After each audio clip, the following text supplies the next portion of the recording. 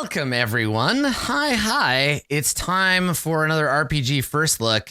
This is the first look of the month of March, and I am super excited. We have 3 of them coming up this month. We've got today, which we're going to take a look at Delve, and then I'm going to be looking at Troika, I think, next week, and then the week after that, we're going to take a look at Summit of Kings, which is the rap battle sort of starter set for Swordsfall.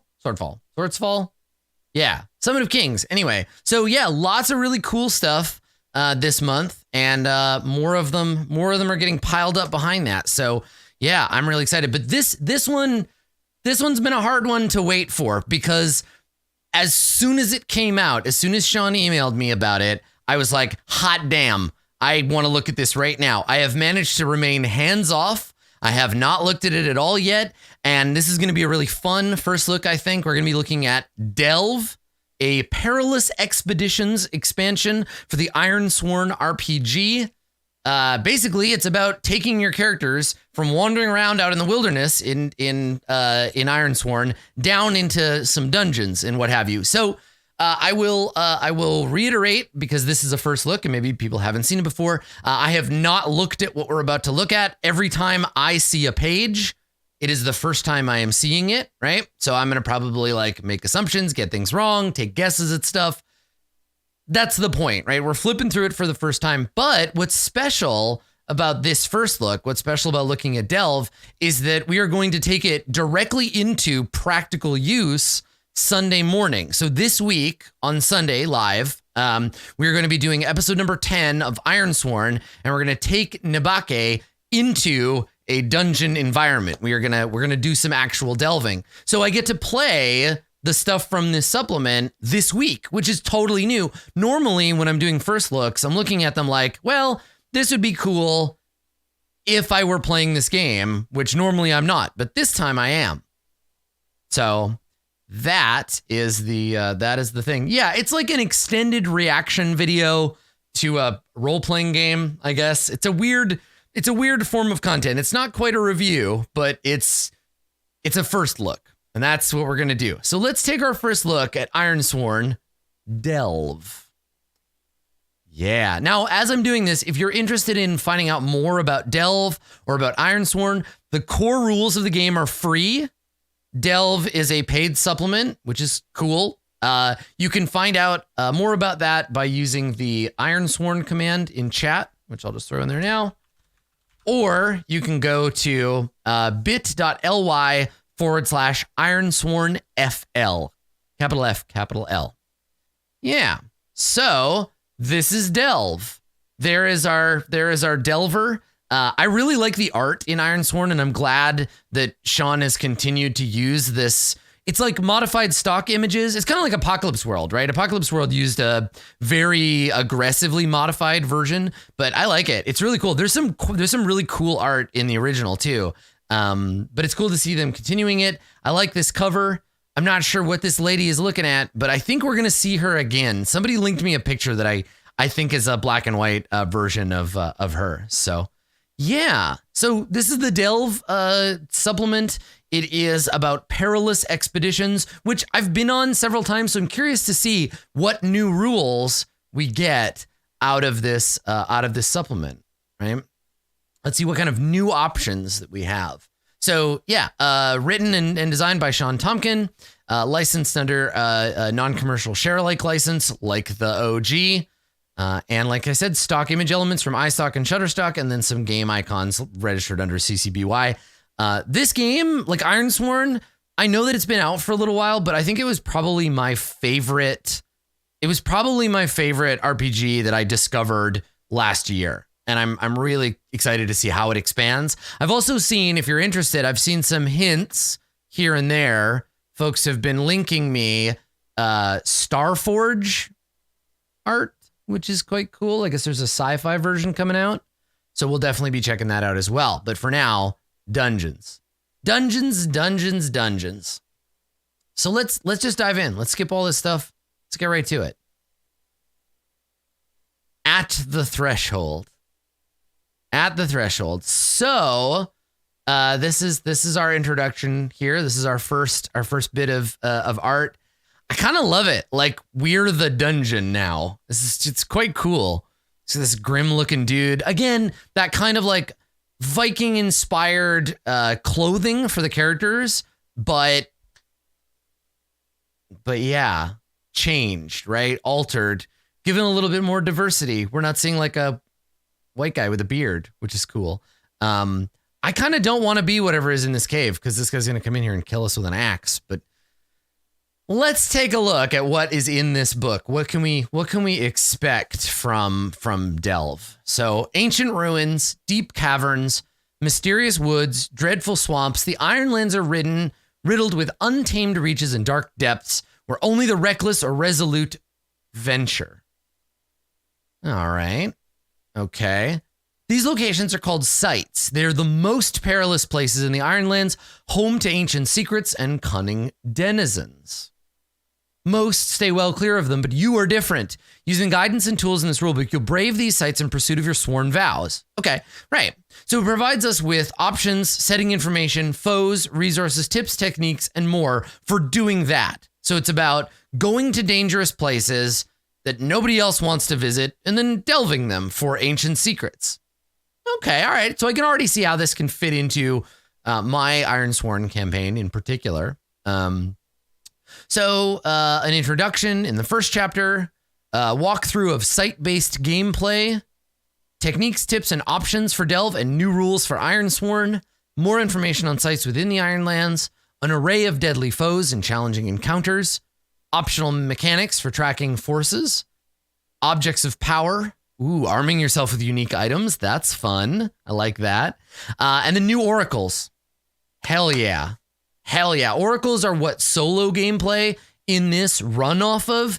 And I am happy to see more options and more tables for those things. It'll be cool to see the updates that come to the character sheet in Roll20 because Ironsworn has one of the best and most quickly updated character sheets I think I've ever seen in Roll20. It's fantastic. It really feels the most like an Apocalypse World like fold to me. Character sheet is already updated. See what I'm saying? So if you want to play this on Roll20, the character sheet is fantastic already, and I guess it's already ready for you if you want to dig into Delve. So that's cool. That's a big selling point for me. Like, obviously, the position that I'm in, like, if it has a good character sheet and it works well and it makes the game easier for me to play, I will immediately want to play that game more. And it feels so rewarding to feel that engine rotate where me getting to play it creates more interest in the game, which creates more impetus to play, which creates better character sheets, which drags new people to the game, which it's great. The whole ecosystem is working exactly the way it should. Makes me very happy. So what do we need? Delve adds additional reference material, theme and domain cards, a move sheet for Delve moves, and a site worksheet. Okay, cool. These rules are completely compatible with Ironsworn. You can plug the mechanisms directly in. It assumes you're exploring the default setting, but you can adapt it for yourself. As with the core, it is suitable for solo, co-op, and guided play. All right, cool. Excellent. Because the gameplay of Ironsworn is focused on swearing vows, the purpose for delving a site is usually related to a quest. There's a crucial goal which compels you to enter a forbidden place. Right. So there's this kind of like reason why you are going into the delve, right? There's a reason for delving. That's something I like about Ironsworn in general, is that characters mechanically, you always know what you're doing. You always have your beliefs, right? You always have, what goal am I trying to pursue? Is it my long-term vow, right? Is Nabake trying to... I was about to make an example and say, is Nabake trying to build a community of like-minded individuals? But then I was like, when is she ever trying to do that? Or are you pursuing a goal more closely set at hand? So you might be visiting the Haunted Barrow to retrieve the ancient weapon, but the reason that you're trying to get that weapon is probably to serve another goal, right? Yeah, you're swearing a different vow to go to this place and to deal with it. Or, like it said with the Tanglewood, it blocks your path. So in that way, it looks like a site can either be the place you are going to do a vow. It's specifically what the game is about, or it can be inserted as a place that you get lost and end up at, or that gets in your way. Like, for example, remember in episode like 3 or 4, Nabake ended up on that weird elf island? The elf island could have been a delve if I had wanted to stick around and like go into their ruins. We've done a couple of places that could have been delves if we had the rules for them. I'm thinking the cursed fog, right? You could delve into the fog to do that. It really looks like this is giving us some new tools for the thing that we were already doing, which I like. That's good. More specific rules are how you build a supplement, in my mind. Yeah. Okay, so there are 7 new moves that form the core of this new thing. So discover a site, delve the depths, find an opportunity, reveal a danger, check your gear, locate your objective, escape the depths. Cool. So we're going to make moves when we introduce or encounter a site. We're going to make a move as we explore the site. This is our progress move, right? Find an opportunity triggers when we delve and get a strong hit, right? Finding a helpful situation or feature. Okay. Reveal a danger when you encounter a risky situation or obstacle to overcome. Check your gear. Oh, that's fun. So when you check to see if you have a specific item, make this move to check your gear. Rather than having to be like, I have 10 torches and 3 pitons and a length of rope and whatever. Okay, all right. Makes sense. Okay. Locate your objective. This is a progress move. Interesting. Okay, so I wonder what the differences between locate your objective and delve the depths are. This marks progress toward a goal. Compare to the challenge to see if a situation favors you. Okay, because for now, they seem pretty similar. And then escape the depths. Let's get the hell out of here, right? Resolving your escape in a single roll. Very good. Yeah, that's exactly what I want. Okay. All right. So let's carry on. Start by defining your purpose for the site. This is your objective. It'll either be the site holds the key to moving forward in your quest, defeat a person, creature, or force. Perhaps you recover a crucial item. Okay. All right. And then traverse a site as part of a journey. Obstacle in your path, circumvent otherwise impassable terrain. In this way, Caradris is a delve. I'm going to use a Lord of the Rings example. Caradris is a delve and Moria are delves, right? And so the group first tried to take on the delve of Caradris, realized it was way too dangerous for them, abandoned that delve, right? Left Caradris, took on the Mines of Moria instead, and managed to get through, though they had to sacrifice their wizard in the process. Right, okay. You come to a path, 2 roads, and that's how you traverse the site as part of your journey. Yeah, neat. Okay, cool. All right. Once you've determined you must enter a perilous site, use the moves and the oracles to resolve your exploration. You'll start by triggering the discover a site move. Right, okay, all right. When you resolve to enter a perilous site, choose a theme and domain which represent its nature, then give it a rank. Okay, so same as what we're used to, right? 3 progress, 2 progress, 1. Oh, that's so clever. Per area. So each checkbox is like a room in a dungeon. Get the fuck out of here. Get out of here. That's so subtle. Oh, I like that. So a troublesome site is necessarily going to be fewer encounters, right? Fewer areas than an epic site. Oh, that's so good. So a troublesome site might only be like 3 linked rooms, right? It might be a small fort, whereas an epic site could be a mega dungeon where you're leaving and coming back. You're constantly returning. Wow.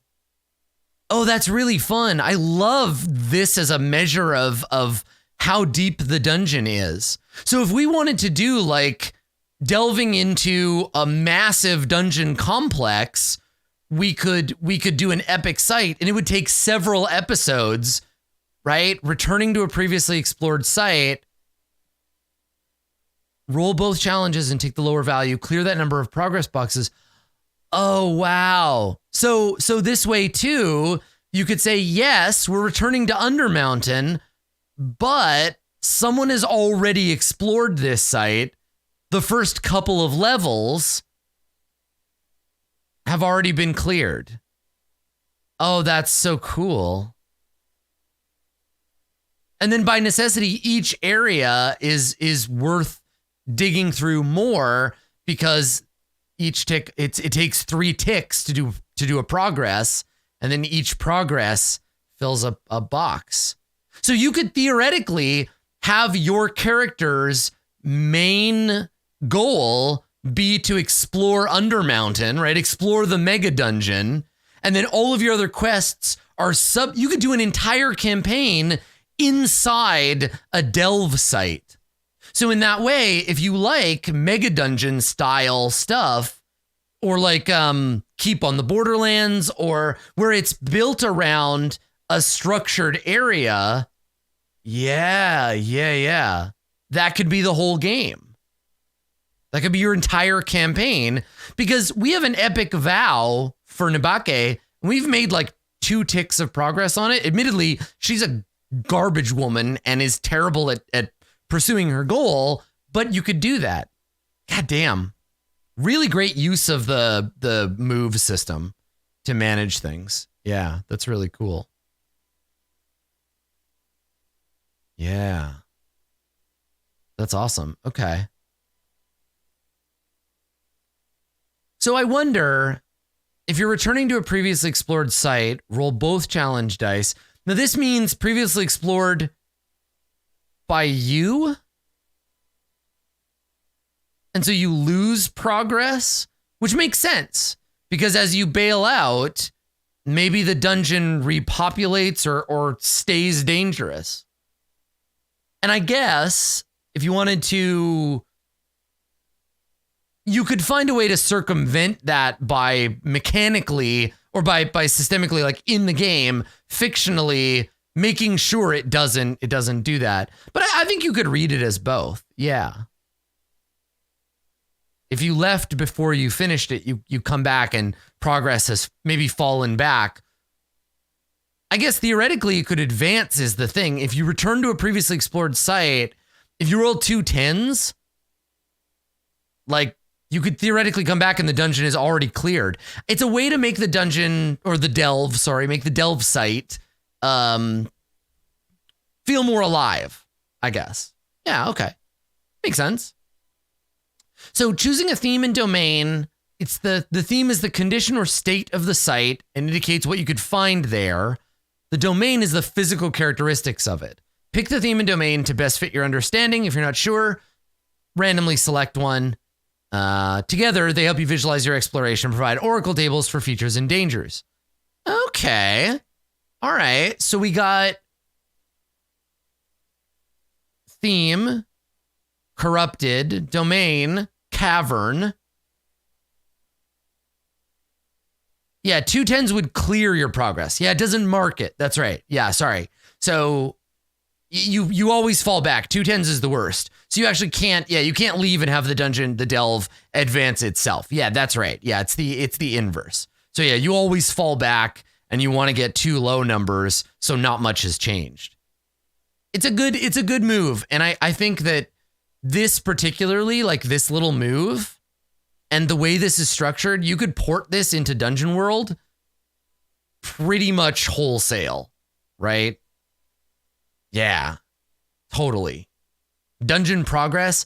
Like, honestly, if you're playing Dungeon World and you want to do like a mega dungeon style, or you want it to feel more like basic D&D, just steal this stuff from Ironsworn, because it'll serve you pretty damn well, even if it's just GM facing, right? Yeah, absolutely. Okay, cool. So you choose your theme. These are just example themes, but basically they are setting blocks, right? So Corrupted is a theme, and it comes with its own features and dangers. Cavern is a domain. Let's take a quick side trip here. Hold on, let me pull open. I'm gonna grab the other ones and we can take a look at them. Let's see if I've got them available here. Delve cards. Yes, I do. Perfect. Okay. Look at me being prepared and shit. All right. Okay, let's take a look. So, you think they're on the same page? I don't think so. I looked ahead in the rule book. Yeah, there's just the theme and domain. There's the big ones, right? So there's ancient, corrupted, fortified, hallowed, haunted, infested, ravaged, or wild. Also, this is kick-ass. Sean, my dude. Next time you do a supplement for Ironsworn, let me go out into the like swamplands of Vancouver and take you some high contrast black and white photos, and then you can use them in your game. I'll just license them to you for free. Okay? Email me. I'll find some cool locales you can use. We got fjords for days up here. All right, so these are our themes, right?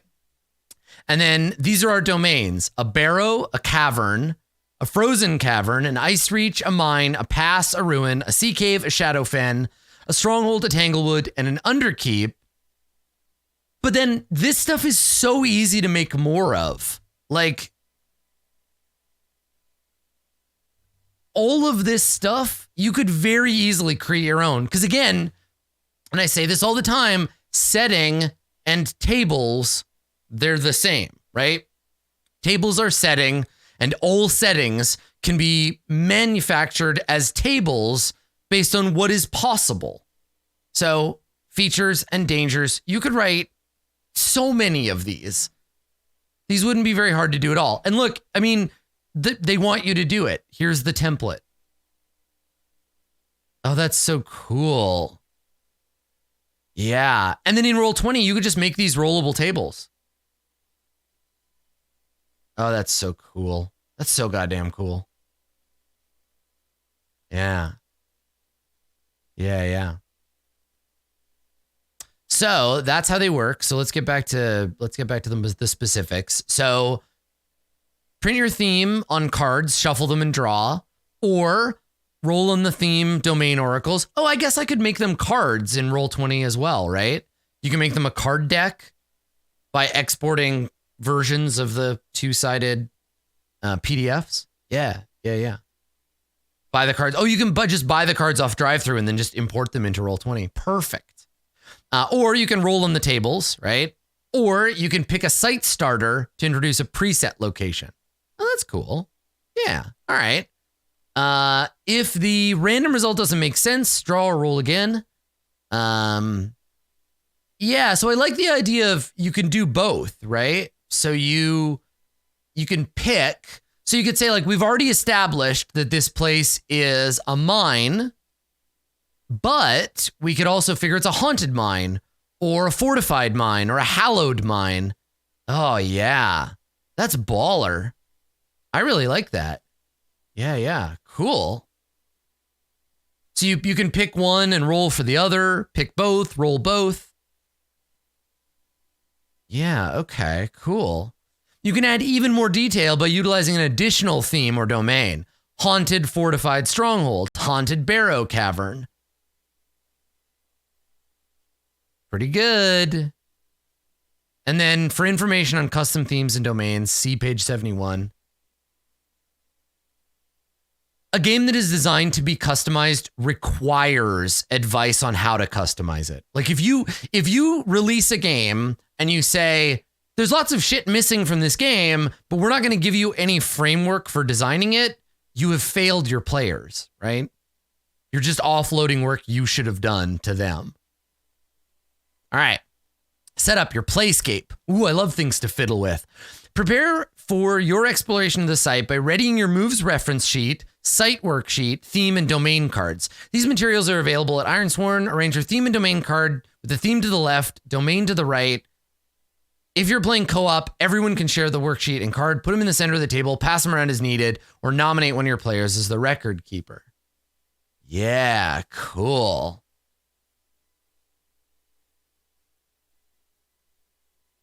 Optionally, give the site a name, record it on the worksheet.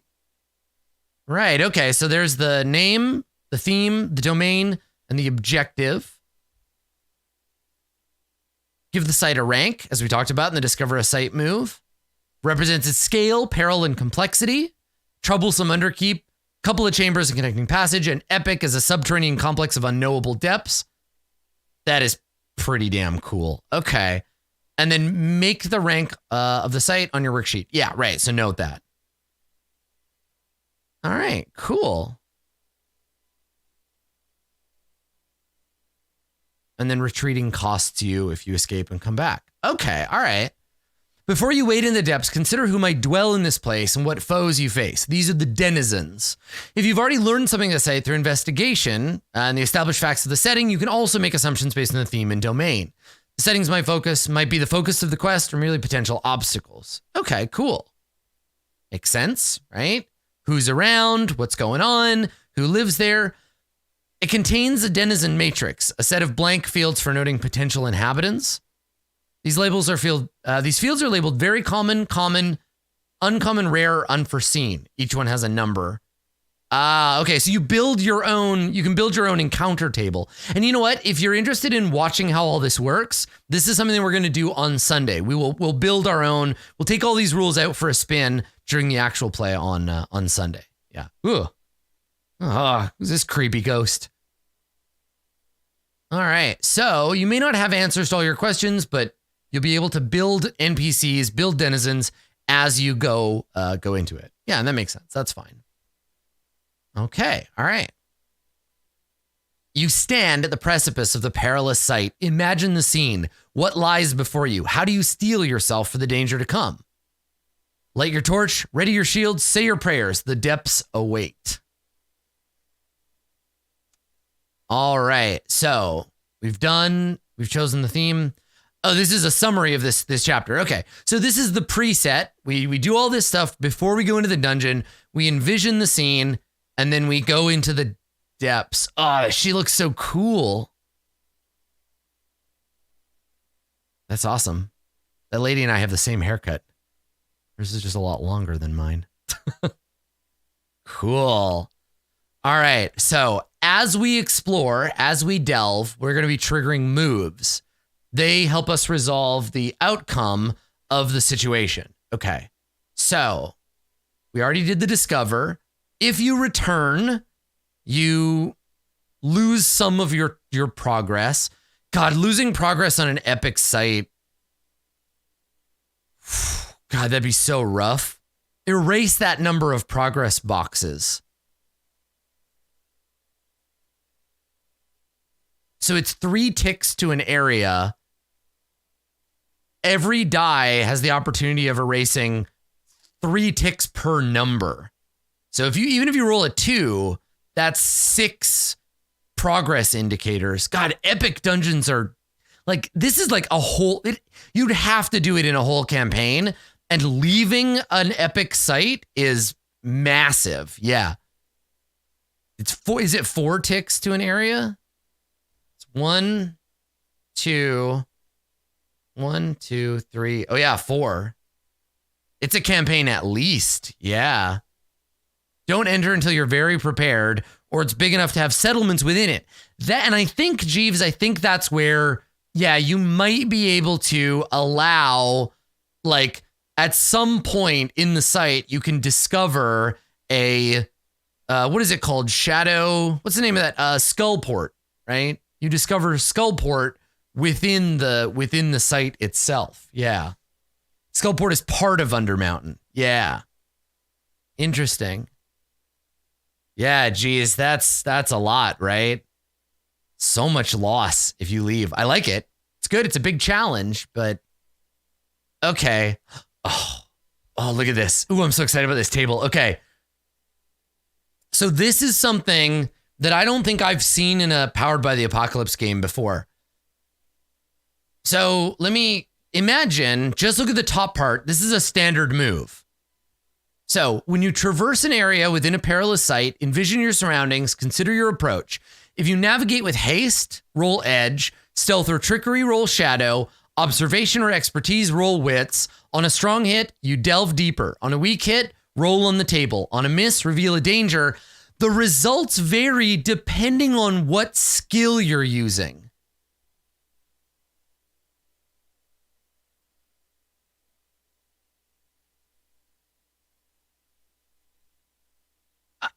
I'm taken aback because this is really cool. I've never seen this in a Powered by the Apocalypse game where it says the results of the move vary based on your stat. So you could say hack and slash, right? I'm going from a Dungeon World perspective, hack and slash. If you hack and slash with strength, this is what can happen. If you hack and slash with dexterity, this is what can happen. You don't even need these tables. You could just have strong, weak, and miss according to 2 different stats. That's brilliant. That's so cool. And that branching now shows if you use edge, you're more likely on a weak hit to mark progress and reveal a danger than you are with shadow or with wits, right? The way these tables are condensed tell you things about what could happen. It's an added layer of nuance that the base Powered by the Apocalypse system doesn't have. This is brilliant. Sean, I don't know Sean as like a person. I don't know what they are like in their day-to-day life, but Sean is a brilliant designer, at least with Powered by the Apocalypse. They're doing things with PBTA that frankly I'm very, very impressed by. Yeah. And I said that for Ironsworn, and this just continues to cement it. It's brilliant. So this is how we make progress, right? On a strong hit, mark progress, and we find an opportunity. So we don't roll on this table. On a weak hit, we're either going to mark progress and reveal danger, mark progress on its own, mark progress or find an opportunity, mark progress and find an opportunity, or mark progress twice and reveal a danger. Interesting. So how these are structured, shadow and wits are less likely to mark progress twice and reveal danger, but they're more likely to mark progress and reveal danger once. Whereas edge is less likely to just mark progress. Right. And so, yeah, find an opportunity might be that skullport thing that we were talking about.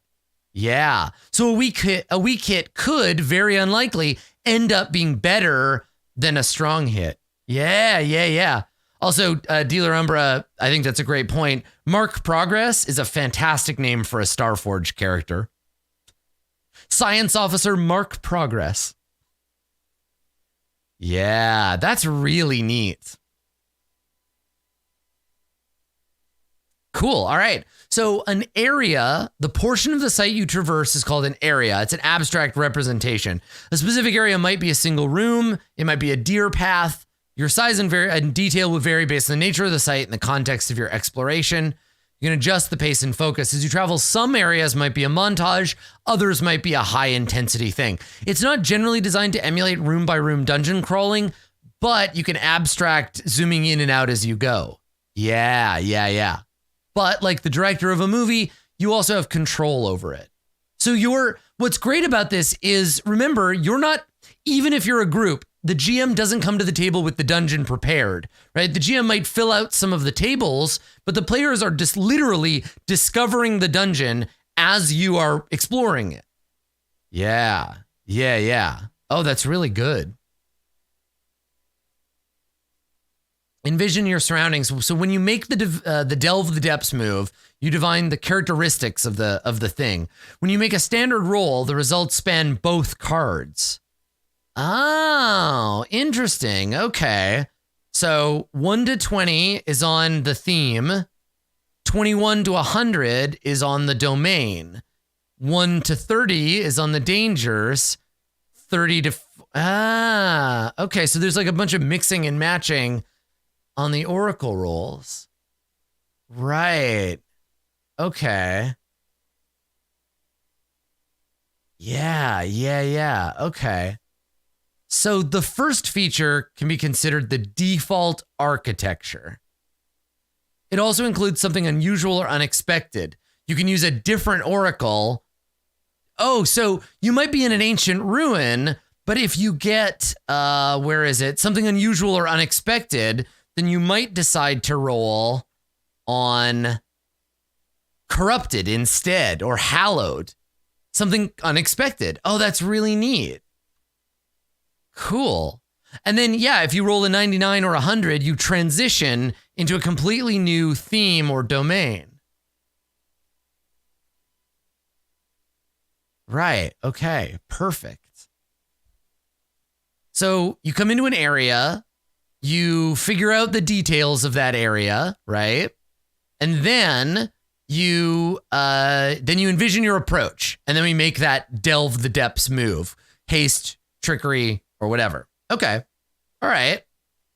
If you're playing with allies, only one person makes the move. That's whoever's in charge, right?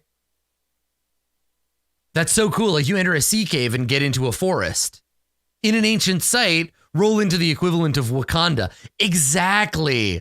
Right? It's the exception that proves the rule. This is the dungeon is a shitty sewer, but inside there is a hidden shrine to the god of light. Yeah. Cool. So you make the action roll. If you score a strong hit, you mark the progress and find an opportunity. If you score a weak hit, you roll on the table. Edge gives you the potential to move fast. Shadow is the safest. Wits is balanced. Thank you. God, I get why you might. Okay, so let me talk about writing rules in a role-playing game. You basically have two approaches on either end of a spectrum. You either explain out of character why you created a rule the way that you did, and you make it clear, or you create the rule without explaining it at all and let the player realize, wait a second, this is what that rule is for, right? Now, for me, I tend to prefer this. I like when the designer says, because, okay, these 3 sentences, you could learn those by looking at this table. Maybe you already did. Maybe a glance at these numbers told you Edge is the fastest, Shadow is the safest, and Wits is balanced. But for me, numbers go in here, and they come out here, and they leave nothing in their wake.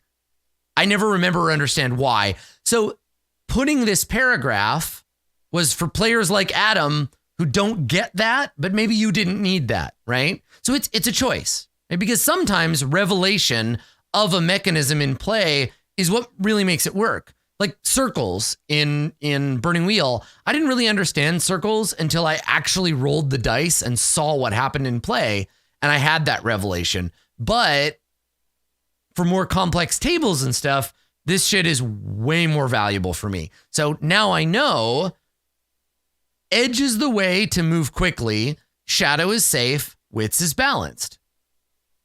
That's good. It's nice to know that, right? So if you roll a miss, you do not mark progress, you must reveal a danger, you've been waylaid by a threat. Okay, all right.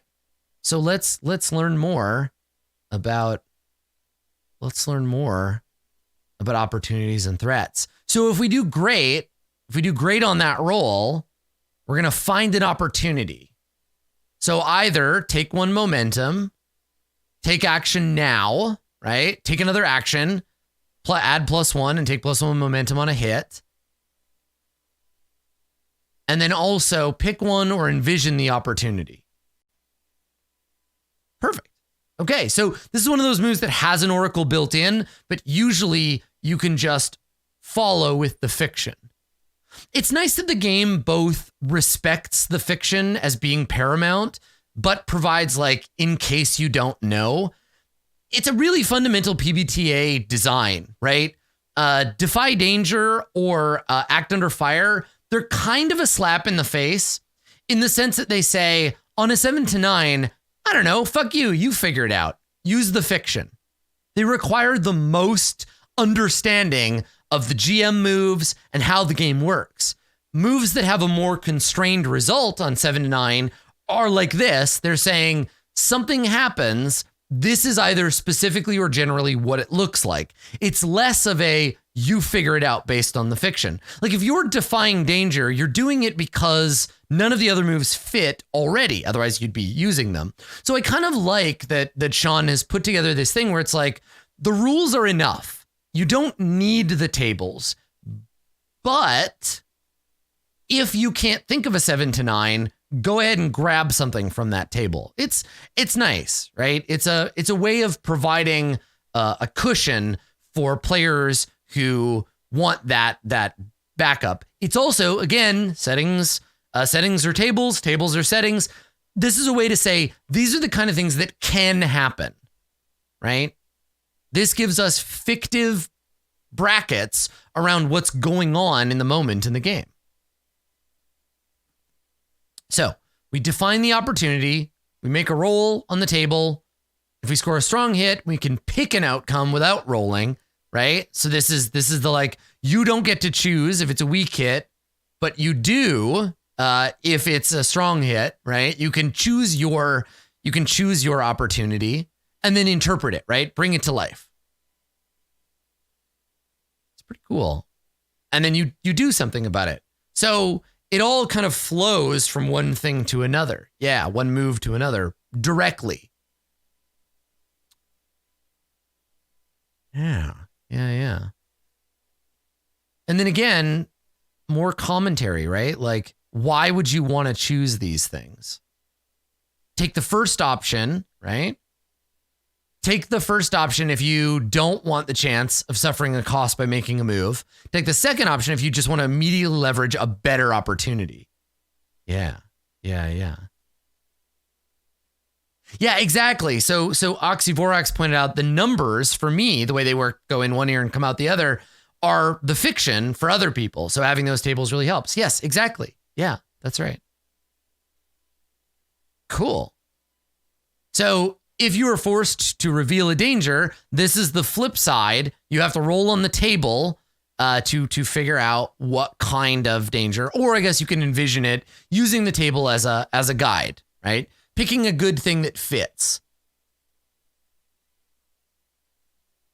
Yeah, check it out. So, for example, if you make camp within the depths of a wild tanglewood and roll a miss, you can choose to reveal a danger instead of rolling on the pay the price table. So in a way, reveal the danger is a delve site specific version of a more general whatever, something bad happens, right? Yeah. Oh, this is going to be so fun to play with.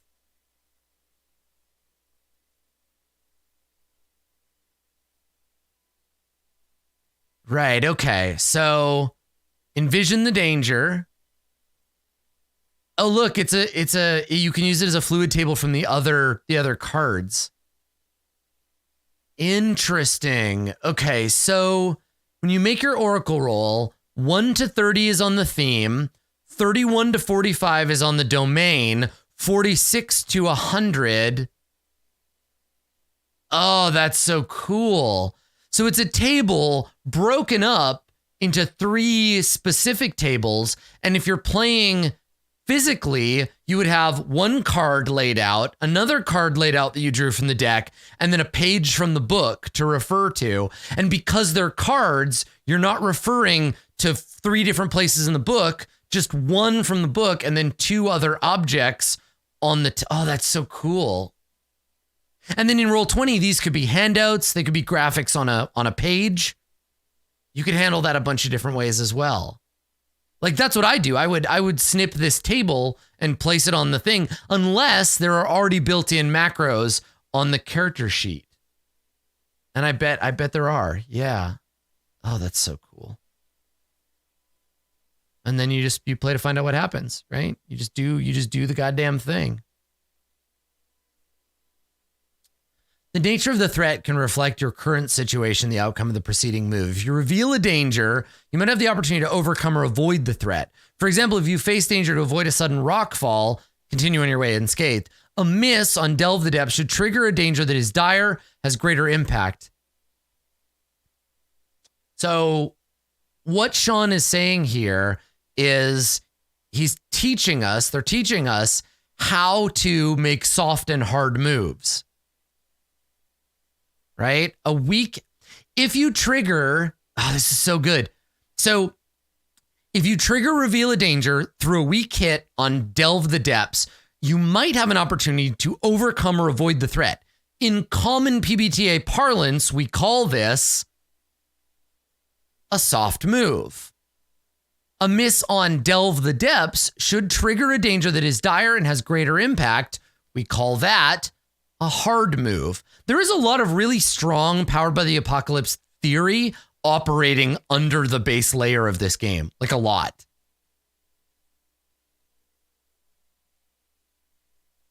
And as I read through this, I think about like the way in my mind, the way I think about PBTA games is I think that there's a first gen of games, which are Monster Hearts, Dungeon World, Tremulous, a few others, and then, Sagas of the Icelanders. And then there's kind of second gen games, which came out as a response to those games. So games like Monster of the Week is kind of a 1.5, 2 gen. I would argue that Root is sort of like a late second gen. A lot of what Magpie did is second gen, Powered by the Apocalypse. Ironsworn, I think, belongs to a third generation Powered by the Apocalypse. And I almost feel like we've learned so much about how PBTA works that we're coming up on, like, I don't know if there's going to be a fourth generation. I think probably we're looking at the tail end of PBTA games as a thing. And I think Ironsworn belongs to that sort of final generation of designs. It's familiar enough that it's still obviously PBTA, but it's built on so much substrata from Dungeon World and from first gen, like all of that stuff, that this feels like a response to everything that's come before it. Yeah. And I think that there's a lot to be learned here about Powered by the Apocalypse and applied to those first gen games that Vincent and Sage and I and Gregor, we just didn't have access to. Yeah, it's really cool. It's very smart. Let's continue looking at these moves. So, okay. Checking your gear. If you have at least one supply, roll plus supply. On a strong hit, you have it and take 1 momentum. On a weak hit, you have it but lose 1 momentum. On a miss, you don't have it and stopping to check gets you in trouble, right? Okay, makes sense. It's a way to abstract gear. If you like it, this is great. If you like what it adds to the game, consider check your gear part of Ironsworn's default moveset. Awesome. Built for Delve, applicable to the larger game. Yeah. Yeah. Totally. That's great. Save this move for dramatic moments. Assume you have the basics. Make this move when looking for something specific or noteworthy. If you prefer to ignore it, keep a detailed inventory, go for it. Because again, inventory allows you to make moves. If I have no knife, I cannot cut the rope bridge. If I have knife in my inventory already, now I can make the move. If I need to conjure a knife because we're abstracting gear, I now have a move for that first. Right? Expanding lateral options. Yeah, great. Okay. So when you're ready to complete your exploration, this is the move you make, right? Ignore momentum. This is the progress move to see if we succeed in the dungeon, right? On a strong hit, it's done. We did it, right? And this might also roll into completing a vow. Because if we have a vow to recover the sword of, Theramus, recovering the sword might close both the dungeon and our vow. So these, I could see locate your objective and vow moves getting made kind of at the same time, in the same way that reach your destination gets done with the vow as well. If you want to be more interesting, you write your objective in the dungeon or your site objective as being different from your vow. The vow might be get the sword and bring it back to the king, right? But the dungeon objective might just be get the sword. It depends on how granular you want to be. How much of that Skyrim exit do you want to take advantage of? On a weak hit, something complicates it. You envision what you encounter and then see what happens, right? So you locate your objective and the situation favors you, make another move and add +1. But you still resolve it, right? 79 is still a hit. It might mean your exploration ends in failure, or that you might push forward while clearing all but one of your filled progress and raising the site's rank. Interesting. Okay. So when your exploration comes to an end, oh, this is just to see if you were successful. One way or another, it's over. Okay. Yeah. On a weak hit, you locate it, but there's an unforeseen complication. Okay. If you're traveling with allies, only one of you makes the move. Makes sense. Finally, consider how it impacts your quest. If it's a milestone, make the reach a milestone move. If it represents what you believe is the completion of a quest, fulfill your vow. Because if your vow is larger than that, right? This might only be a milestone. If it's collect the 9 rings of power and you just get ring number 4, cool. Yeah, but it's not your whole quest. Yeah. And then you withdraw from the site and you get the hell out of there.